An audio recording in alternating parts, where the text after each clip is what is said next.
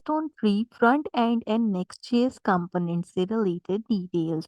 यहाँ पर हमारे पास दो जो हैं वो असाइनमेंट एंड प्रोजेक्ट अवेलेबल है जिनको आपने कंप्लीट करना है and as soon as possible इसकी भी डेडलाइन आप लोगों के लिए अनाउंस कर दी जाएगी। मेनली आपका हैकाथॉन क्योंकि जनवरी में आ रहा है तो इसीलिए मे भी हो सकता है कि इसकी डेडलाइन दिसंबर के एंड तक आपके पास अवेलेबल हो, तो मेक श्योर कीजिए कि जितना जल्दी हो सके आप इसको कंपाइल कर लीजिए। इसको कंपाइल करने के लिए आपने क्या करना है कि इस वीडियो के डिस्क्रिप्शन और पहले कमेंट से आपको एक लिंक मिल जाएगा जो कि वेबसाइट articlebees.pk के ऊपर ओपन अप होगा। अब जैसे ही इसे ओपन करोगे तो स्क्रॉल डाउन करने के बाद आपको कुछ इस तरीके से मास्टर नेक्स्ट जीएस इन उर्दू 2024 के नाम का एक आर्टिकल नजर आएगा जिसपे governance in IT course next GS in Urdu quarter 2 mention है। अब जैसे इसे स्क्रॉल डाउन करोगे तो स्क्रॉल डाउन करते ही आपके पास सबसे पहले माइलस्टोन 3 का जो असाइनमेंट है, create a dynamic blog with multiple post using नेक्स्ट.js routing, implement a comment section using React state. इससे रिलेटेड डिटेल्स मिलेंगी। इसको आप स्क्रॉल डाउन करते जाइए तो यहाँ पर सारी वीडियोस अवेलेबल हैं। बहुत सारे लोगों को प्लेलिस्ट में या चैनल पे ढूंढने के लिए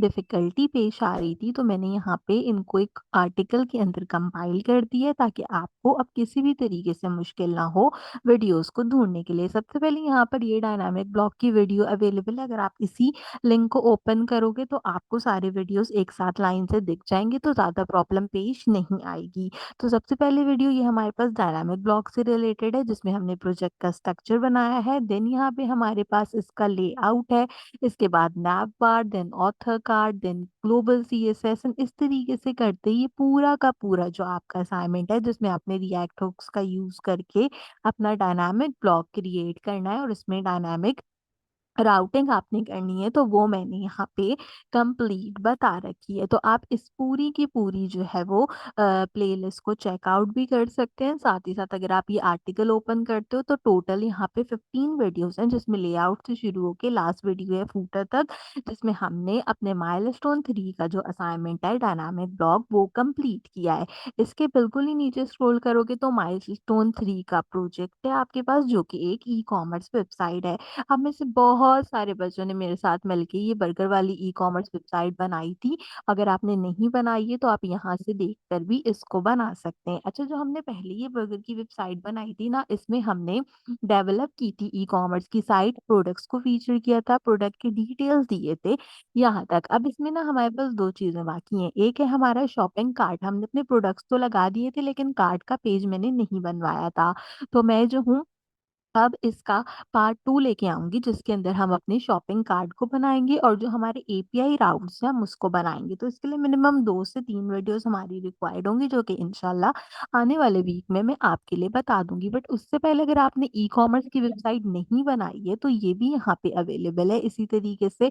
इस पे भी सारी चीजें मेंशन है, लेआउट से लेके नीचे फूटर तक हर एक डिटेल मेंशन है। अच्छा, अब यहाँ पे दो सवाल आते हैं, उनके भी मैं जवाब दे दूंगी जी। एक तो अभी हमने हैकाथॉन में ई कॉमर्स वेबसाइट बनाई है तो क्या हम उसे यूज कर सकते हैं? नहीं, आप उस वेबसाइट को यूज नहीं कर सकते। उसका रीजन ये है कि वो वेबसाइट आपके पास आपके माइलस्टोन 5 यानी कि कैप्स्टोन प्रोजेक्ट के अंदर यूज होगी। आपका जो अगला हैकाथॉन 3 आएगा उसमें यूज होगी। तो अगर आप उसको माइलस्टोन में भी यूज कर दोगे तो आपके लिए यहाँ पे डिफिकल्टी क्रिएट होगी। क्यों? क्योंकि उसका रीजन ये है कि आप इस वाले माइलस्टोन में जो भी वेबसाइट क्रिएट करो कैप्स्टोन 5 में आपने उसको जो है वो यूटिलाइज करना होगा। तो कोई भी वेबसाइट आपके पास हो सकती है। मैंने हमेशा बताया है कि जरूरी नहीं है कि आप ये वेबसाइट बर्गर के ऊपर ही बताएं, आप इसको डिफरेंट टाइप की चीजों में कन्वर्ट कर सकते हैं। जैसे फर्नीचर में, इसके साथ साथ आप फ्लावर्स की वेबसाइट क्रिएट कर सकते हैं, आप पिज्जा की वेबसाइट क्रिएट कर सकते हैं, आप किसी ड्रिंक्स की वेबसाइट क्रिएट कर सकते हैं।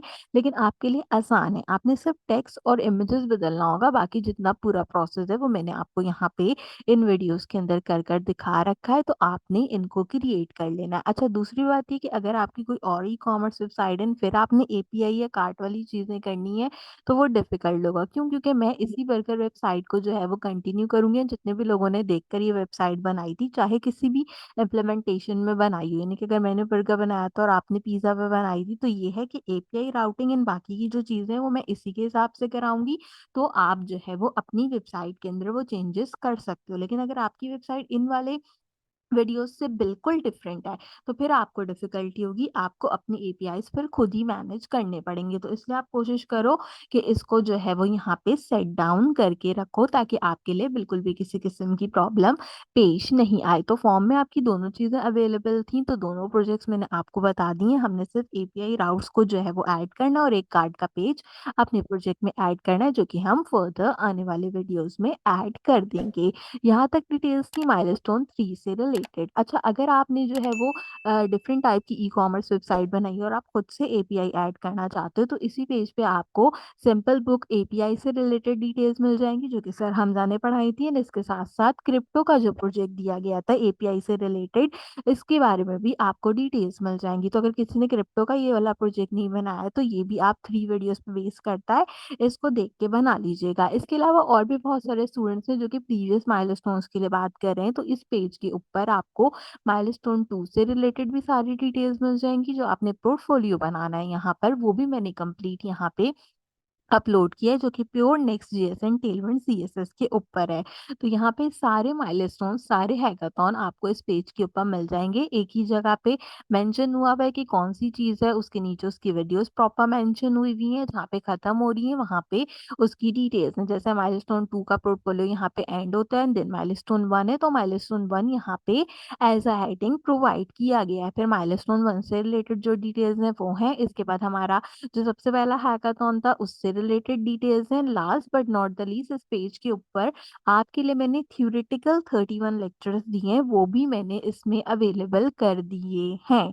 इन 31 लेक्चर्स के अंदर वो सारी चीज़ें हैं आपके पास जो कि आपको क्लास में पढ़ाई गई हैं, जिसमें राउटिंग, प्रॉप्स, इसके साथ-साथ आपके जो हुक्स हैं, रिएक्ट के, वो सारी चीज़ें जो हैं वो इसके अंदर अवेलेबल हैं। आपका टू डू ऐप का असाइनमेंट बहुत सारे लोगों ने जीआईएआईसी का कार्ड बना रखा था, जिन्होंने नहीं बनाया तो उसका प्रोजेक्ट भी अवेलेबल है, काउंटडाउन टाइमर है और इसी तरीके से सारी की सारी डिटेल्स वीडियोस आपको मिल जाएँगी इस पूरे पेज के ऊपर। तो अब मैंने प यहाँ पे सेक्शन वाइज़ आपके लिए जो है वो सारी चीज़ें अवेलेबल करवा दी हैं, ताकि आप आसानी से बिना किसी प्रॉब्लम के थ्रू इस चीज़ को कंपाइल कर सकें। चैनल के ऊपर मेरी नेक्स्ट जनरेशन उर्दू के नाम से कंप्लीट प्लेलिस्ट भी है, जिसके अंदर आपको ये सारी वीडियोस मिल जाएँगी। तो अगर आपको ढूँढने में प्रॉब्लम होती है, तो इस आर्टिकल को विज़िट कर लीजिएगा, अदरवाइज़ आप मेरे चैनल से प्लेलिस्ट को तो विज़िट कर भी सकते हैं। इसके अंदर प्लेलिस्ट में और भी चीज़ें, जैसे ई-कॉमर्स का जो फिग्मा हैकाथॉन था वो अवेलेबल है। इसमें फिग्मा से रिलेटेड काफ़ी सारी डिटेल्स ब मौजूद हैं।